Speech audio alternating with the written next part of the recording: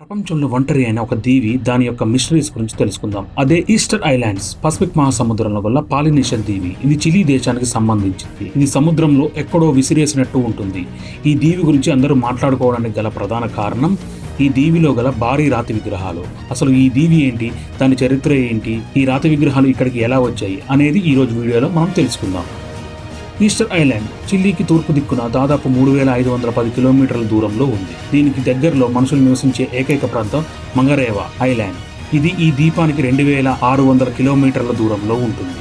ఈ ద్వీపంలో అడుగుపెట్టిన మొట్టమొదటి డచ్ అన్వేషకుడు జాకబ్ రోగేవిన్ ఈ దీవికి ఈస్టర్ ఐలాండ్ అని పేరు పెట్టాడు. అతడు 1722లో ఈస్టర్ ఆదివారం రోజున ఈ దీవిని మొదటిసారి సందర్శించాడు. అందుకే దీనికి ఈస్టర్ ఐలాండ్ అని పేరు పెట్టడం జరిగింది. అలాగే ఈ దీవిని రాపనాయ్ అని కూడా పిలుస్తారు. అయితే ఇది ఇంతగా ప్రసిద్ధి చెందడానికి ప్రధాన కారణం అక్కడ ఏలియన్స్ చేత ప్రతిష్ఠింపబడినవి అని చెబుతున్న భారీ రాతి విగ్రహాలు.